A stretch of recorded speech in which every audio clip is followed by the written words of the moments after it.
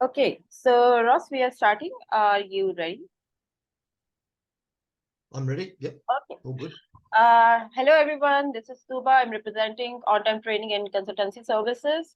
I am very thankful to all of you that you have taken out some time to attend this event.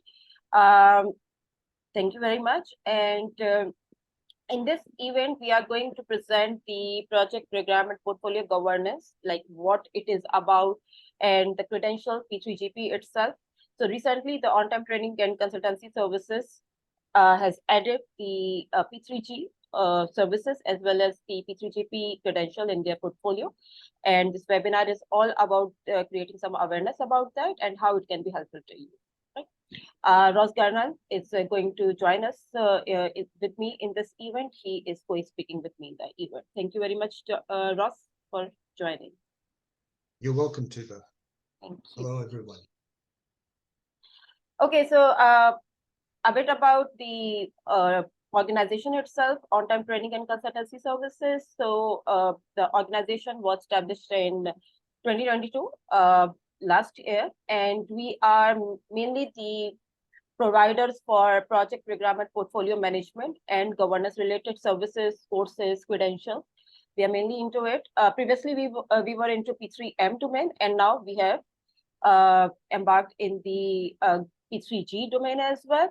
So basically, our courses and products are completely in alignment with the project program and portfolio related certifications, services, courses, and the customized courses as well, which are completely in alignment with the global best practices of PMI and P3GQA standards, right?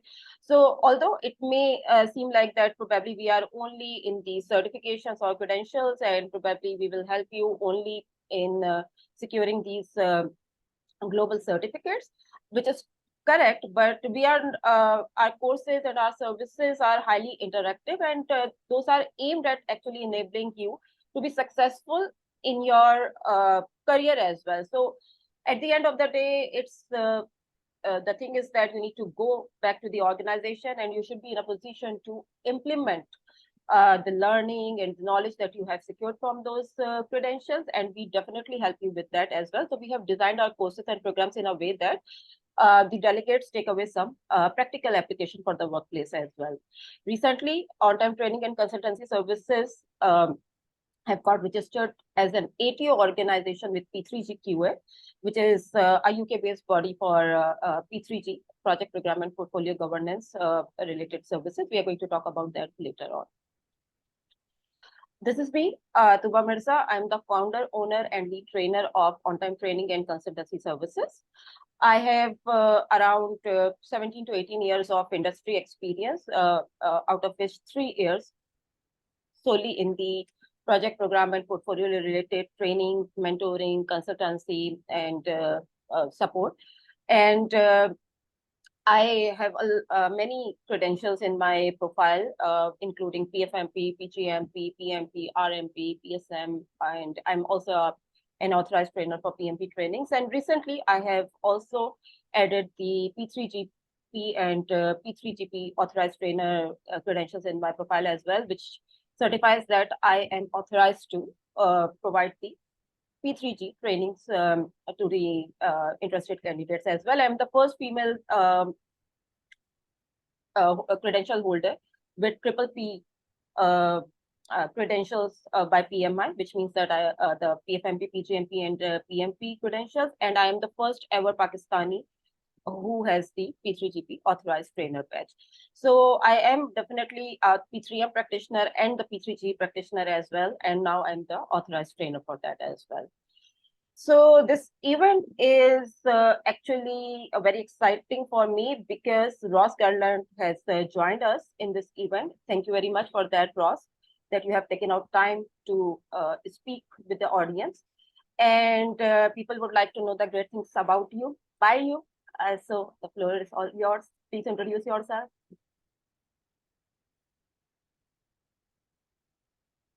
Ross, are you with us?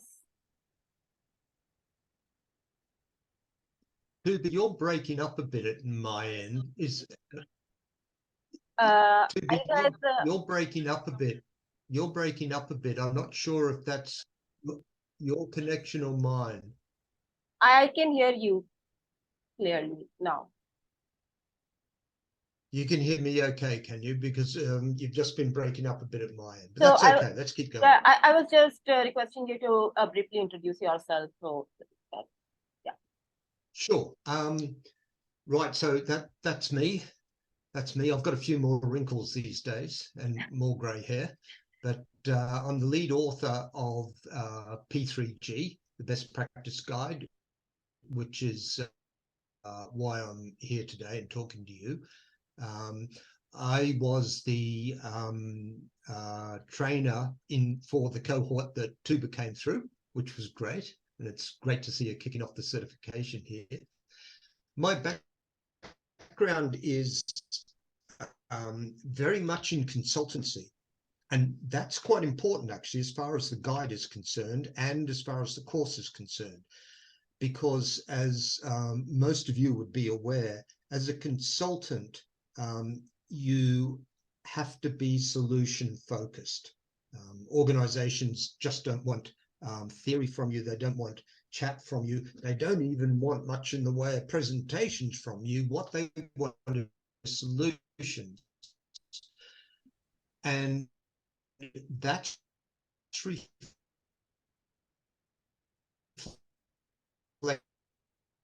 in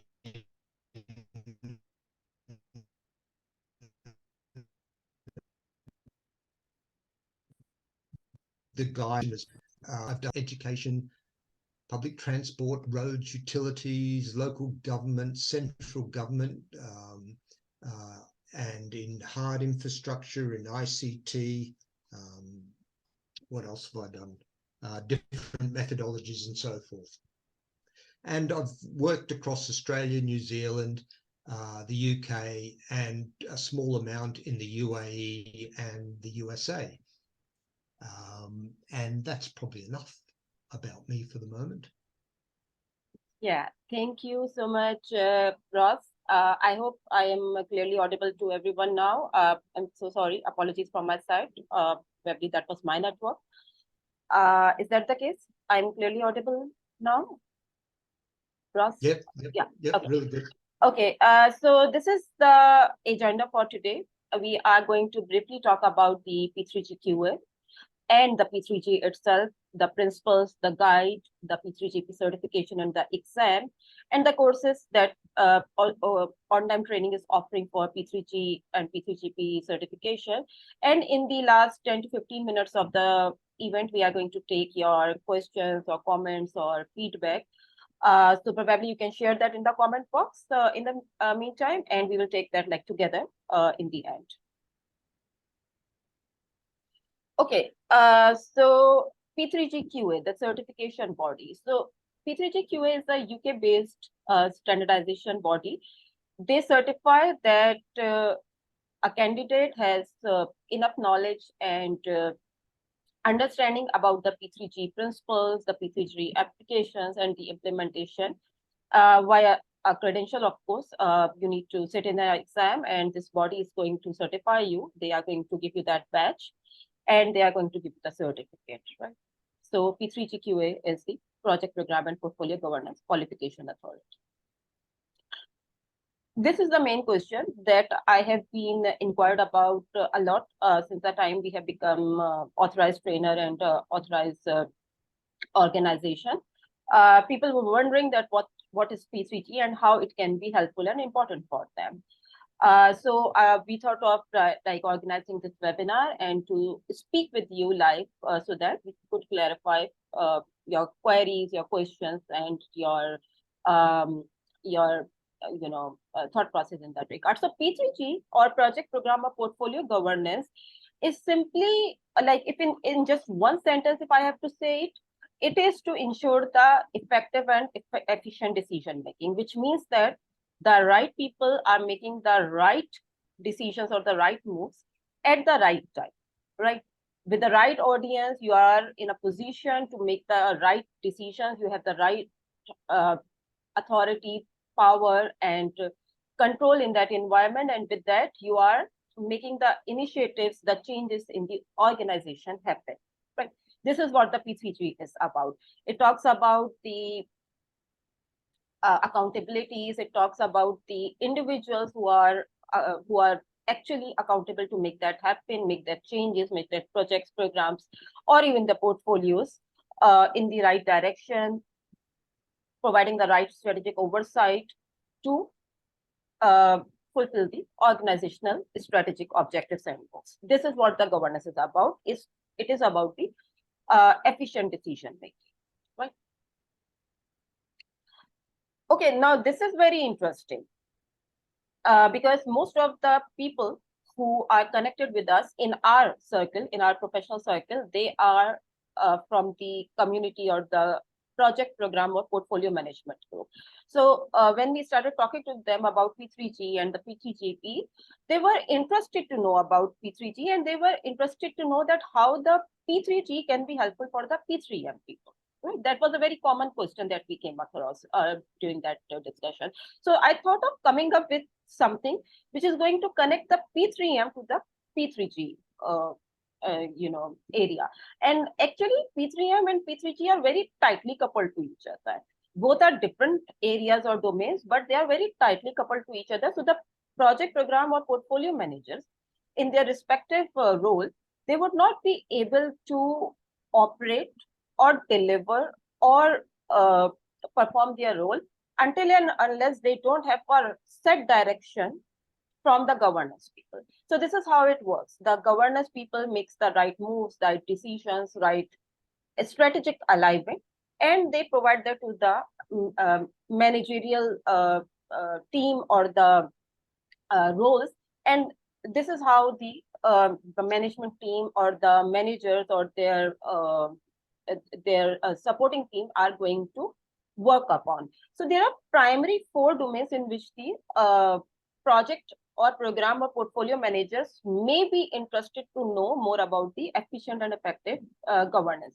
First of all is the strategic alignment, because unless and until you don't have a set vision or direction for your projects or programs, how would you be in a position to deliver or later on sustain or realize the benefits? So the frameworks, the roles and responsibilities, the right thresholds and the tolerances, the escalation criteria, the business cases, the strategic oversight, and the different meetings in which you as a manager or the responsible person for that initiative are going to present the performance of the initiative to the governance people.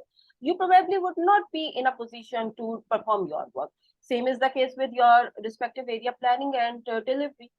All the planning work that you do within a project or a program is always in alignment with that framework that has been set by the governance people, be it scope planning, be it financial management, quality management, change management, configuration management, reporting, supplier management, vendor management, and later on the capability deliveries, the assets or the deliverables or the outputs that you are making or delivering to your customers or to your audience. It can't happen without the right oversight, the strategic oversight. I'm not talking about the micromanagement, the strategic oversight that we are talking about, right?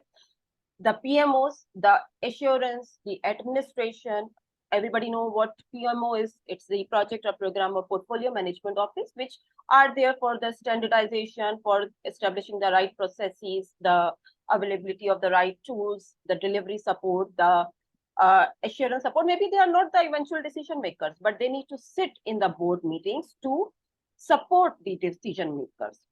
Probably they are decision makers or one of the decision makers. Maybe they are just part of the supporting group or the work group or the advisory group, but they are definitely there because their support is required to come to that effective and efficient decision making. And last but not the least, the enabling and the sustainment and the continued realization of the benefits and the capabilities. Without that, what's the purpose of an initiative? It's not about the output. It's eventually about the outcomes and the benefits.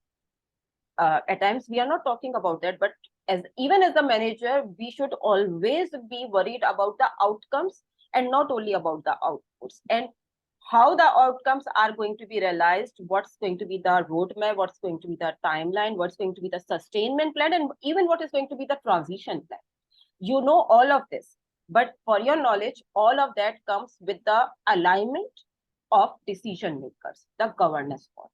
And this is how the governance bodies and the governance structures and the governance frameworks are important for the project and program and portfolio managers to know about, at least know about, and to understand about, and to understand that mindset with which a decision making body or a decision maker is coming from.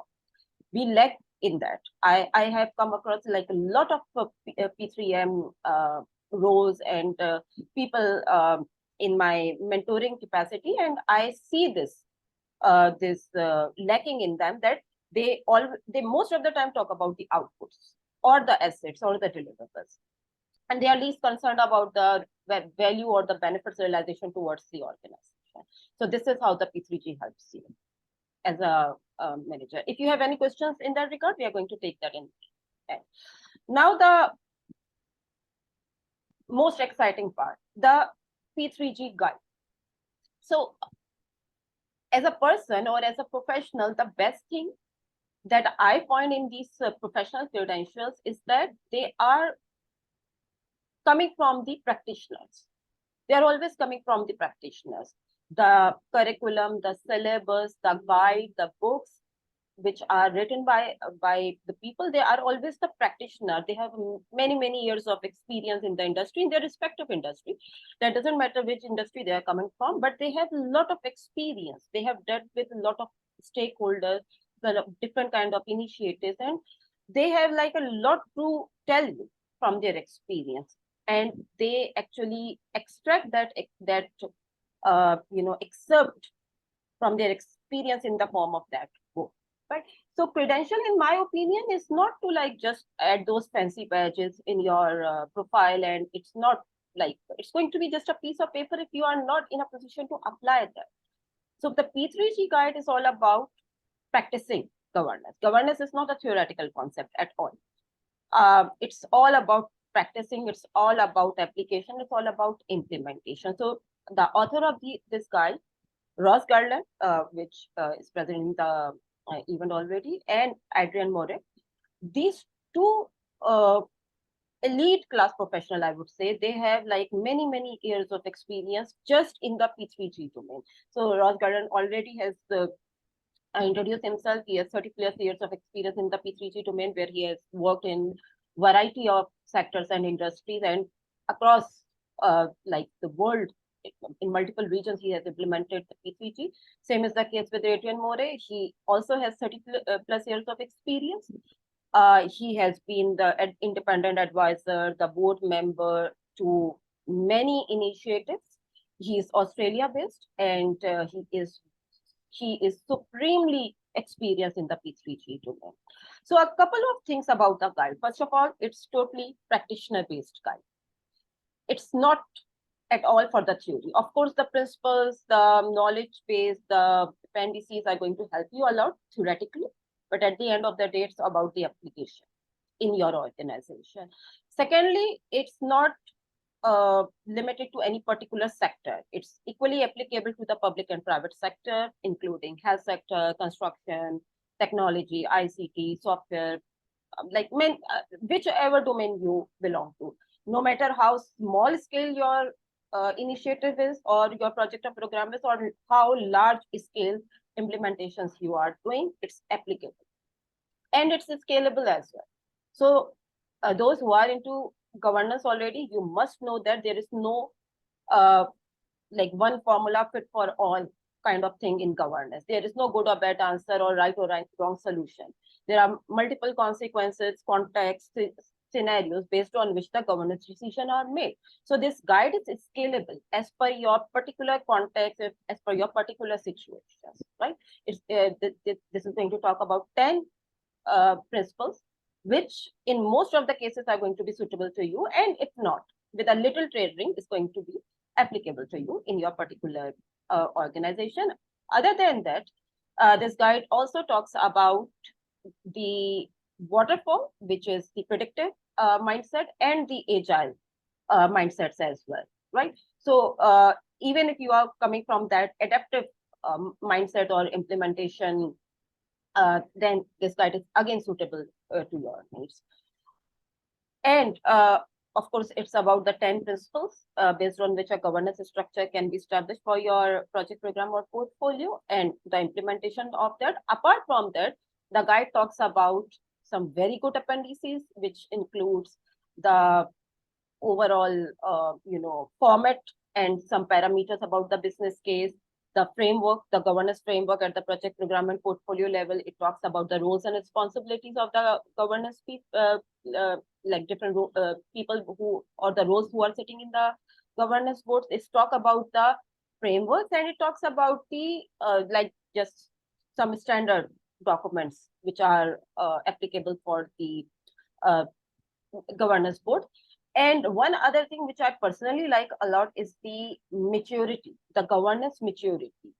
There is a very cool tool devised by the Ross himself, which like on a self-paced basis, you can check the maturity, the governance maturity of your organization. So if you are interested in that tool, I'm going to share my communication channels. I can share that with you, which can be very helpful to check the current maturity level of your organization and how you can improve that later on. You do not need to invest anything at all in that. It's just like on a self basis, you can come to that point. And you can discuss that later on to us or to the Ross himself. Right? So this is like a few of the things about the guide. This is very necessary to know about it if you are interested in P3G. And even if you are not that kind of person who is after credentials or like going for the exam, I would highly suggest that at least go for this guide. If you are working in the governance role, or even if you are working in the managerial role for project, program, or portfolio.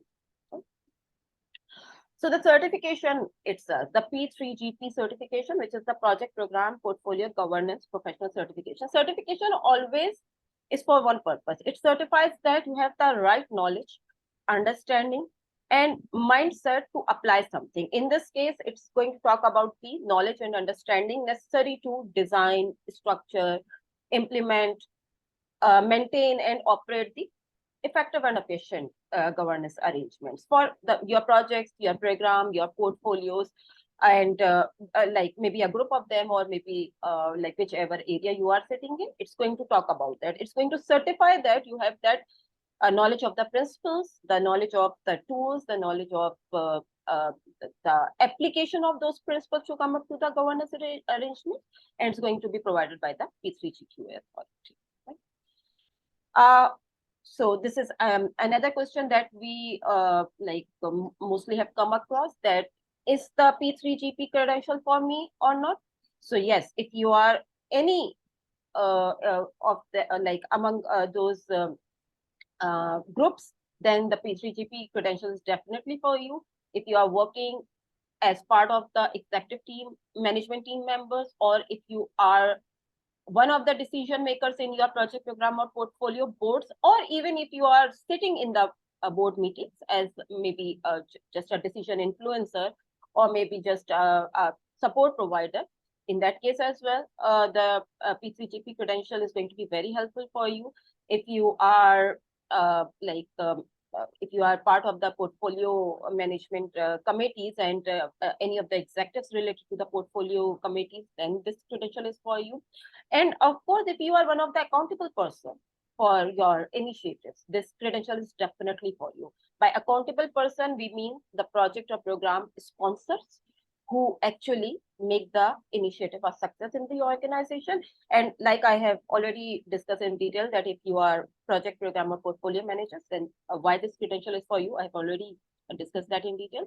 And if you are working in the support capacity, like the assurance professional, or like an analyst or a manager or a consultant in the PMOs, still you can be a very good influencer for the decision making in the board meetings. And if you are one among those who are into training and mentoring others, like myself, then definitely this is going to be your thing. You need to be knowing about the credential. You need to be knowing about the training training journey as well. And if you just in general want to know more about the project program and portfolio governance, still you can go for the guide and for the exam.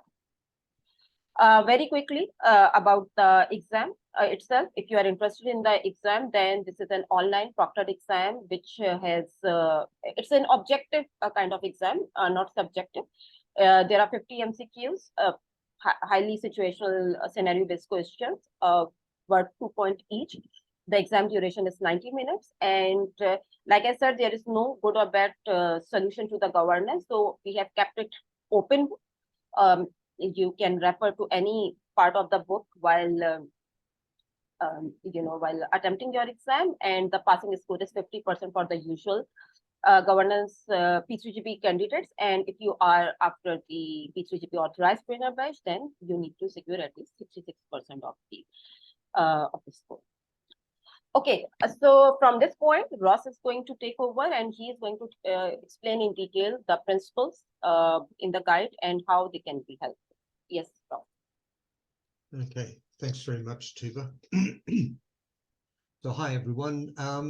As Tooba mentioned, the guide has got 10 principles in total. The reason we made it principles-based, of course, goes back to something that Tooba said earlier, which is that in any governance situation, there's probably more than one solution, in which case what you need is flexibility to be able to choose the solution that's going to work best for that particular organization. And that drives you down a principles-based approach. And so there's 10 principles. If we start at the top and go clockwise, I'll just give you a quick heads up on each one. Let's start with the first two, actually. So number one is ensure a single point of accountability for each project or program. And number two is treat change differently to business as usual. Now, interestingly, many organizations have already bought into these concepts. And just as interestingly, many of them get it wrong. They think they're doing it correctly, but they actually make some errors. There's some fundamental errors there. And just to give you a quick idea of it, if you ever read a governance document that has the words ratify or endorse in there, then that suggests that somebody is making a subsequent decision to a project board or a program board. They're endorsing that decision or they're ratifying. As soon as you have that, you've blurred accountability, and you've also effectively not treated change differently to business as usual. So one of the things that we do in the course is make sure that people understand the implications of that, not just that you have to do those two things, but how some organizations get it wrong so that you can identify that. Principle number 3 then, business outcome accountability determines project or program accountability.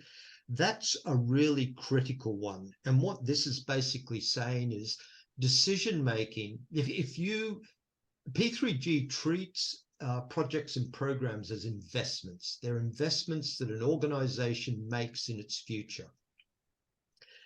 And when you make an investment, you're always looking for an outcome and from a return or benefits from that investment. And that's the approach that P3G takes. And that means that the business itself, who is looking for those outcomes and benefits, must be the primary decision maker. And that's what principle 3 is all about. It tells you how to identify who that decision maker should be and so forth. Then, of course, principle number 4, support the person accountable for a project or program with a governance board. Well, if you think about it, if you're the single point of accountability, a project sponsor or an SRO for a program, that can be a very lonely job, and you've got some very difficult decisions to make. So you need the support of key stakeholders on that project or program. And that's what principle 4 is about, how to identify who those people should be. And it talks also about making sure that you keep that group as tight as possible, because as we all know, the more people you get on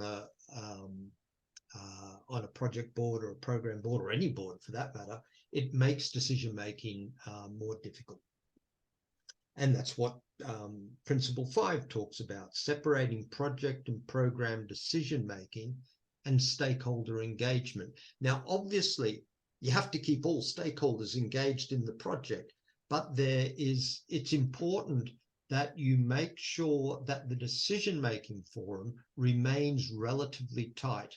And this talks about mechanisms you can put in place so that if important stakeholders aren't included in the decision-making, how do you keep them on board? What mechanisms can you use to make them understand that their views are being taken account of, their issues are being addressed, and their concerns are being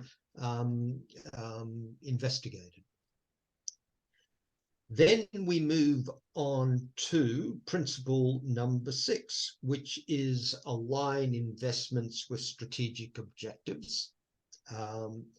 Clearly important. We all understand that this is important. What this does is talk about firstly, how that is achieved, because trying to link a project or program to the strategic objectives of an organization is very difficult, because strategic objectives are at a relatively high level, whereas projects and programs are delivering benefits that are quite granular in their makeup. And so you've got a big gap between strategic objectives and the benefits and that projects and programs are delivering. So you have to break that gap down. You have to be able to forge a linkage. So Principle 6 explains how to do that, and then it talks about what are the responsibilities of all the key decision makers in that space. So the roles and responsibilities of project sponsors, SROs, the portfolio committee, project boards, and so forth, making sure that everyone's clear as to what their role is in ensuring the ongoing alignment between projects, programs, and strategic objectives.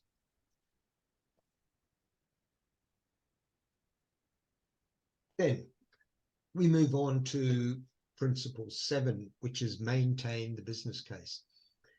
Very critical again, this principle.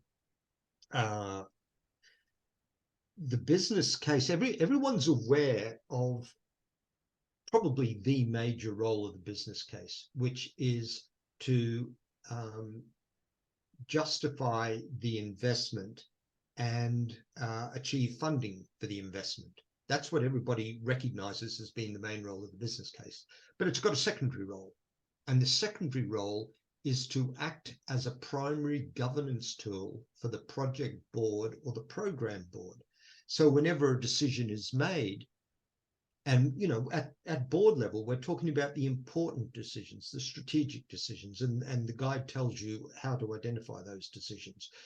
When those decisions are made, they need to be made with a view on the business case. So if you're going to, for instance, reduce the budget of a project because it's starting to go over budget, or reduce scope because it's starting to go over budget, then this principle is about saying, well, if we do that, what are the impacts on the business case? What are the impacts on the key parameters of the business case? What will the impact be on benefits? What will the impact be on constraints, interconnectedness between this project and other projects, schedule, and so forth. So it's constantly impressing upon the person learning the importance of assessing any change to a project or program against the business case. And that's the case too, whether we're talking a waterfall development, or if we're talking an agile development. I've heard said by some that agile projects don't need business cases, and I simply don't agree with that. If you're developing an agile project, the one thing you have to remember is it's not your money, it's the organization's money, and they need a justification for spending that money. And the board that's looking at that project over time, even in an agile development, needs to be able to constantly check against the business case. Doesn't need to be a complex business case, but it needs to have enough information to enable them to make effective decisions. Then we talk about principle number, where are we up to? Principle number 8, design portfolio governance to drive investment outcomes. This talks about portfolio governance bodies, whether it's a portfolio committee or a subcommittee of the main board or a subcommittee of EMT or EMT itself and so forth. What do you need to have in place? Because some organizations may not need a dedicated portfolio committee. So it talks about that. It talks about the policies and standards that you would expect to exist in that portfolio space to support the governance, the policies and standards. And it also talks a little bit about investment gating. In other words, that process by which projects and programs, pardon me, my voice is going, this often happens. Just give me a second. Right. Yes, investment gating, which is the process which a lot of you will be aware of, where projects and programs are required to come back to a portfolio committee to get approval and funding to go on to the next stage of the development. So it talks about how that works, making sure you don't get investment gating confused with assurance gating and so forth. Then we go on to principle 9. Principle 9, ensure consistent and logical decision-making rights. What this is referring to is the fact that in an organization of any reasonable size, you will have project managers, you'll have project boards, you'll have project sponsors, you will have program managers, program boards, SROs, and portfolio committee, which is a whole hierarchy of decision makers. And this asks the question, who makes what decisions?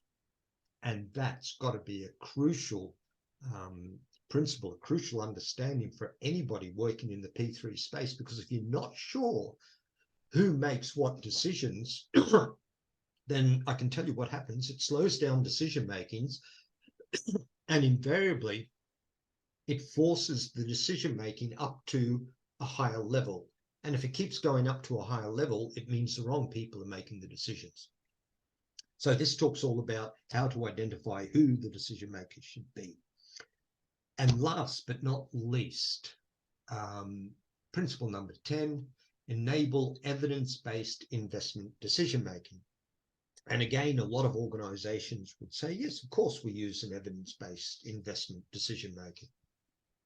And when they say that, they're referring to the fact that they're looking at, the facts and figures contained in reports, how much is being spent, what's the budget, how much of the budget have we used, are we on time, are we on track to deliver the project and so forth.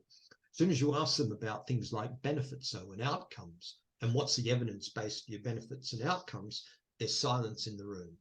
So most organizations deal very well with delivery performance. They don't deal so well with strategic performance, with outcome performance, performance around outcomes and benefits and so forth. And so this talks about that, and it talks about the type of evidence base that should be required. It talks about things like lead indicators, for instance, and what lead indicators you could use when assessing things like a project or a program. Tooba, has that covered off the 10 principles? Yes, Ross, and thank you very much for the brief but very effective overview of the principles. And of course, if any of you is interested in knowing more about the principles, then you can join our training program, and you can go with a book as well. So this actually leads to the next section, which is what courses and services we are offering in the capacity of P3G in on-time training and consultancy services. So we have actually devised three packages for that. The number one package is about the live group mentoring, where a group of people can join us in the live sessions. It's going to be a 24 hours training on the span of 4 weeks, 4 weekends actually. And there we are going to talk about the principles, their implementation, discussions, and if you are the kind of person who want to learn from other experience, from the mentor experience, and you want to discuss about these principles as well, then this package is for you. The official P3G e-guide and the proctor exam comes as part of the package. And apart from that, the very reason why this package is very helpful is the governance case studies. Those which are there in the e-guide, it is like some other different case studies which we are going to discuss in the class, along with the governance structures and the best practices, then may apply in different industries. So this package is about that, and it's time bound, and it's going to happen as at a certain time in the year. So you need to be like careful about that as well. The second offering that we have in this regard is the individual mentoring. So this package is suitable for those who are more interested in the self based studies, or they just want to get the book and they just want to learn that by themselves and they want to sit in the exam. The guide and the exam comes in this package. Other than that, if you are interested in just discussing any part of that book or the principles to the mentor, then you have around 4 to 5 hours personalized mentoring available, and you would have the unlimited support till your credential is earned. And the third package is more suitable to those people who just are already in the governance, they have a lot of experience, and they just want to know more about the P3G and the principles and the application of those principles along with the case studies. So you just get the book, you just get the exam service from us, and you just would be completely on your own towards the P3GP journey, which is pretty easy for the people who are relevant to the governance domain. So these are the three packages, out of which for the package number one, we are launching our pilot course, which is like our first ever course for P3G in the month of October this year.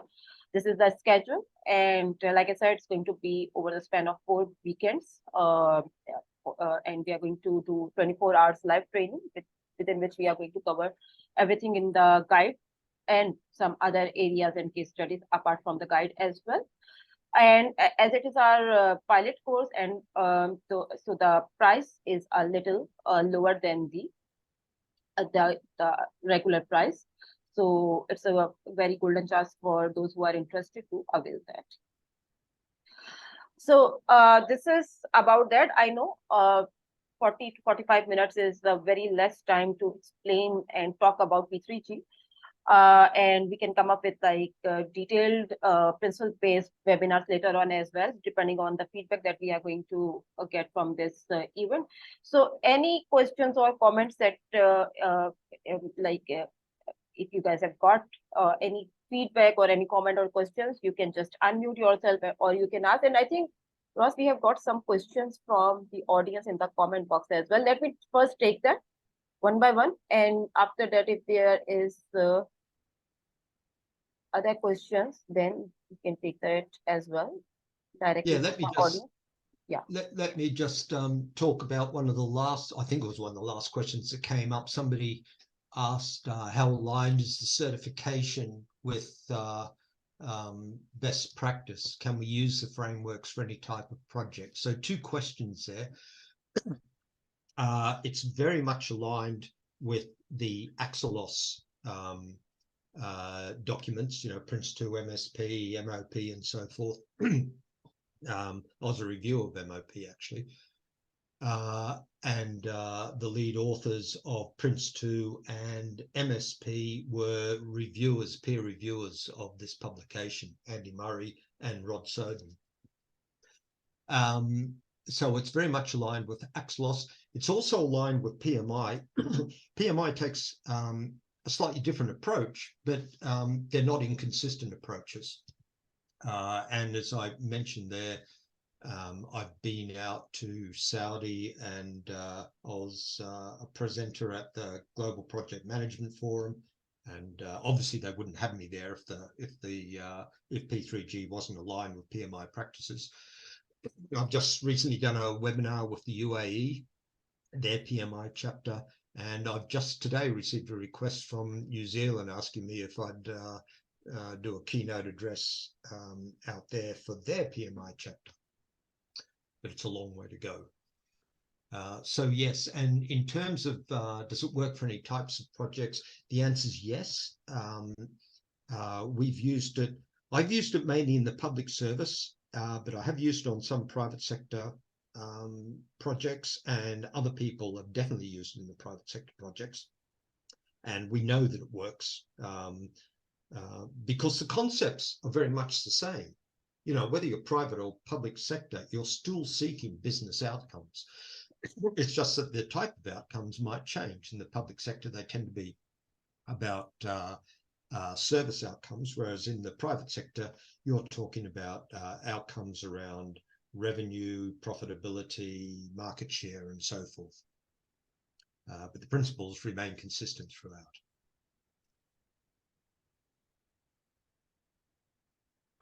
Okay. So, Ross, we have some other questions as well. I just have checked that. Okay, so Manoj Sarkar is asking that is the exam PMI certified? No, the exam is P3GQA certified. So P3GQA is the body which actually certifies that the people are, they have the right skill set for the P3G. It's not the PMI certification, but it is aligned with the PMI practices. This is what Ross has been mentioning earlier. Mm-hmm. Then we have a question. Yeah. So Najud is asking, like, I think a couple of questions.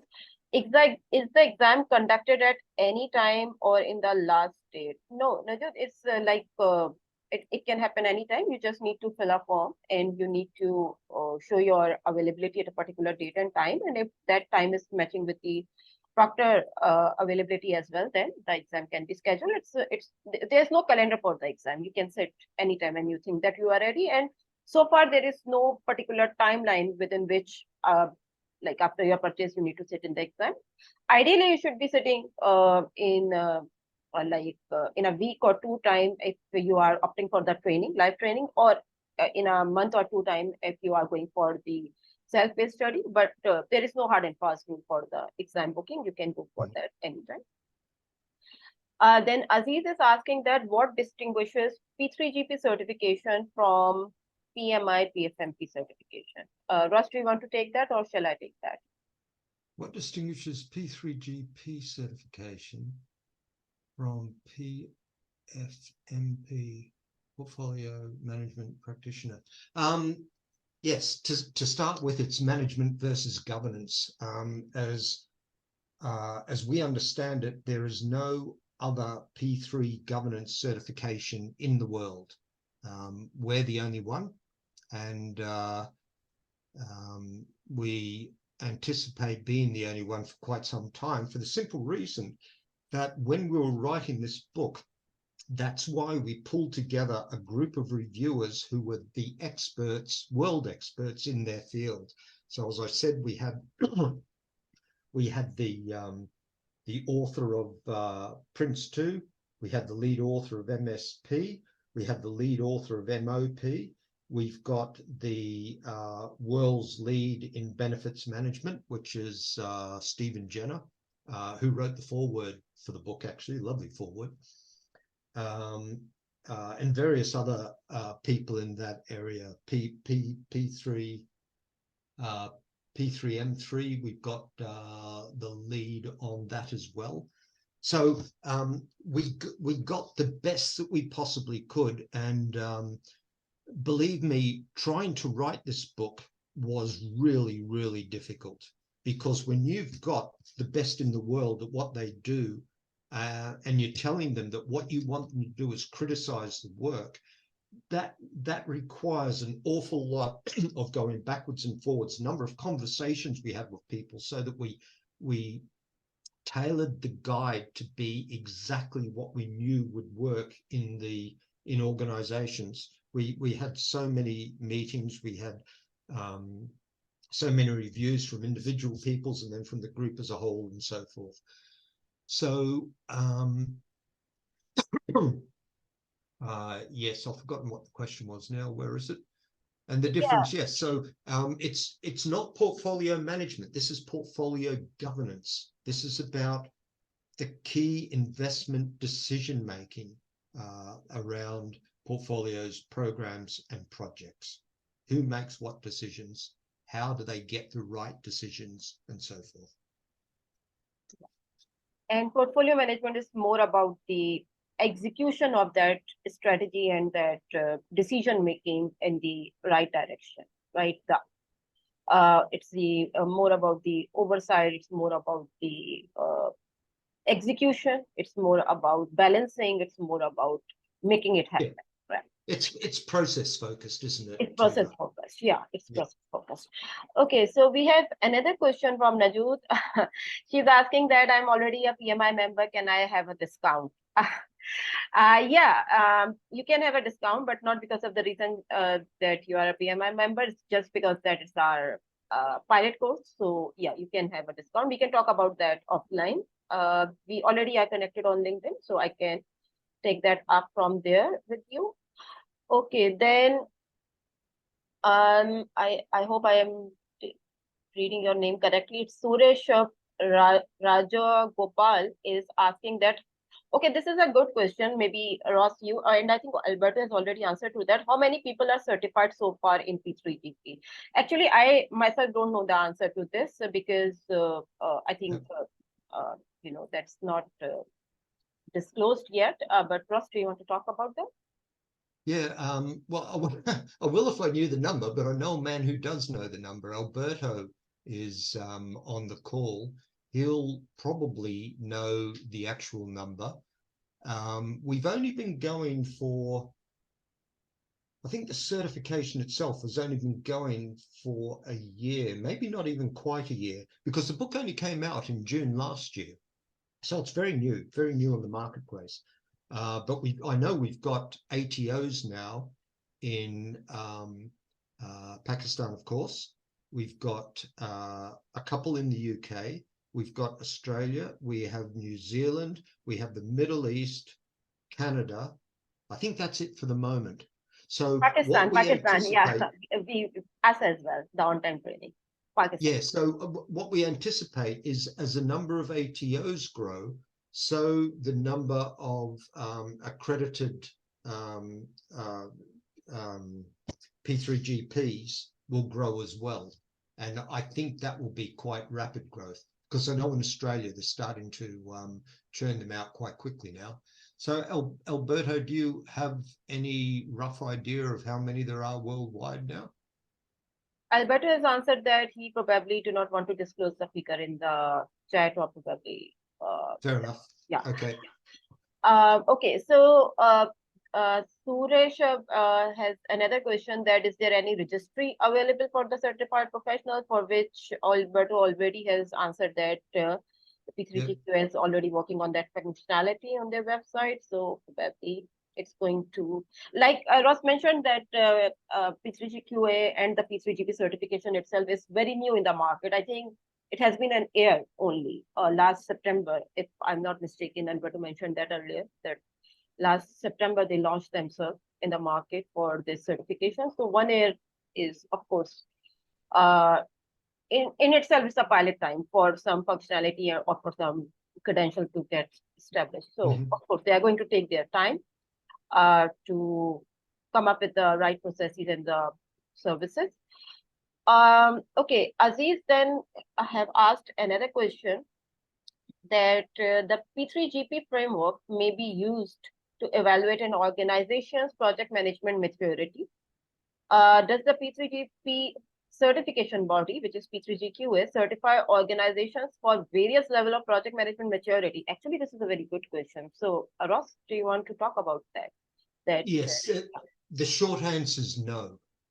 We don't do that. We accredit individuals, well, and ATOs. We accredit individuals as being P3GP professionals. I realize that there is a potential opportunity there regarding that appendix in the book around maturity. And it might be worthwhile at some future date. We may well be looking at the opportunity for a maturity assessment model, a detailed maturity assessment model that could be used to do just that. But at the moment, no, it doesn't exist, and we don't provide it. Okay, but the like I mentioned earlier, the P3G maturity assessment for any organization, I have seen that model and the questionnaire. It's a pretty cool one, and like I said, it's freely available, and it can be applied to almost any organization. So if anybody is interested, you can just drop me a message on the LinkedIn, or maybe my communication channels has been provided in the comment box as well. So you can ask for that. Yes, Alberto, do you want to say anything? Hi. Yes, just going back to this comment. Hi, everyone. Just to add that P3GP is not really something you can use for organizational project maturity. This is the only standard that's currently functioning is the P3M3 assessment method by Axelos, because I think PMI retired the OPM3 standard, if I'm not mistaken, Tooba. And you do have appendices in the guide section that can be useful for you to evaluate your maturity when it comes to your governance arrangements in your organization, but not the overall project management maturity in your company. Yeah. Having said that, just to add one more point to that, I would expect anybody, ideally you'd like somebody to have a strong, very strong background in projects and programs and portfolios and so forth. But once you've done the course, I would expect a person to be able to analyze their organization's current governance arrangements and determine where they fall short in those arrangements. And if necessary, they could then go to that maturity model that's in the appendix and say, well, it looks like we're about a 2.5 or something like that. But I would expect anybody who does the course to be able to assess their own organization without having to bring consultants in. Yes. And in addition to that, I'm going to share a link in the chat that everybody can access. And it is our free organizational P3 governance questionnaire that will give you an indicative report of your current governance arrangements in your organization.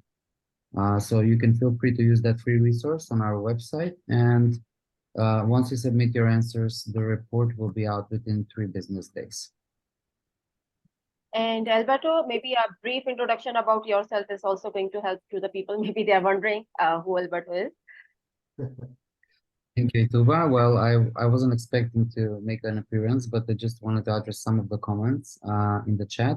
I'm the Managing Director of P3GQA. I work closely with accredited training organizations, and I try to engage communities with different organizations such as the PMI to spread the word about P3G. This is a new publication.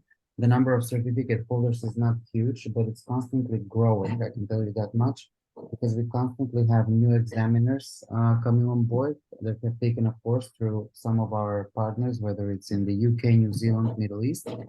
And it is definitely a guide that's been very well received by both British best practice and American best practice. And anybody who follows the certification market knows that in between those two, nothing survives. So if this did, it should be good. Yeah. Thank you so much, Alberto.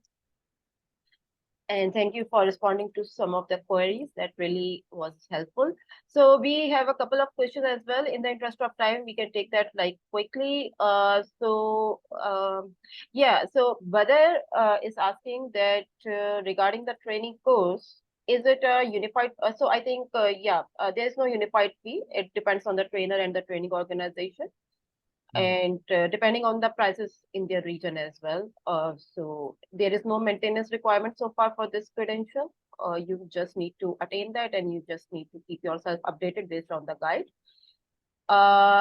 Then, yeah, Dr. Umar is asking that for a layman, how can someone decide if the certification is a right fit for them to proceed with? Any quick evaluation criteria that can help the candidate decide that this certification is for me? Dr. Umar, you can always reach out to us, like the trainers or the TT organization. You can reach out to P3GQA as well.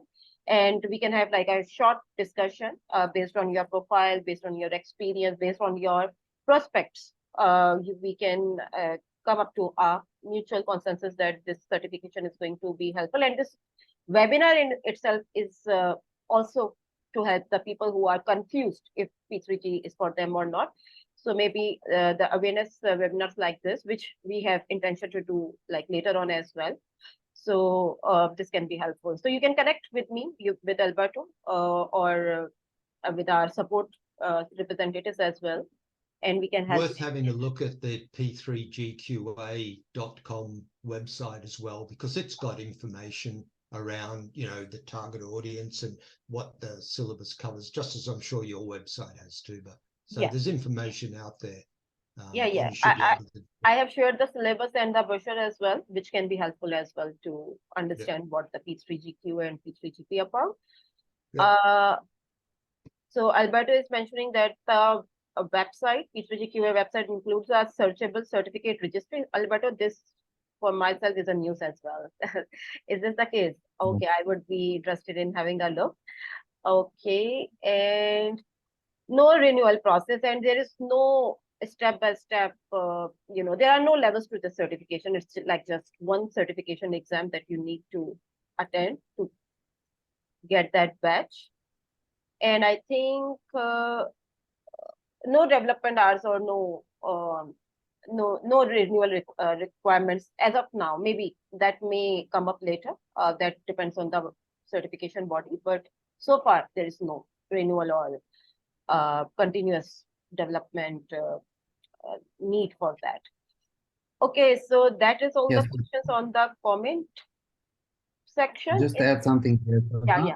There is very likely that there will be a second tier certification product related to the guide, which will be a practitioner level certification, which is going to be launched in the future. And for that, there will be renewal requirements. But for the professional certification level, which is the first level, we didn't see fit that you need to renew a certificate unless the substance of the exam changes to a level that we need to mandate a new exam on a certificate holder. No renewal fees will apply. That's helpful. So I think we are done with all the questions which were there in the comment area. If anybody has got any other question, you can just unmute yourself and you can just ask that. I think we are good. So I know 1 hour was less for to discuss a huge area as P3G. So if you want to discuss more about that, these are our communication channels. You can just feel free to reach out to us. We can have a discussion. We can decide that if P3G is for you in the near or the prospective future. And you can talk about our courses in detail as well in case you are interested. Thank you very much for joining us and taking out time. Thank you very much, Ross. Thank you very much, Alberto, for your assistance, which was not pre-decided, but of course, you always are there for us. Thank you. Thank you, everyone. Have a good night. Thanks, Tooba. Bye-bye. Bye. Bye.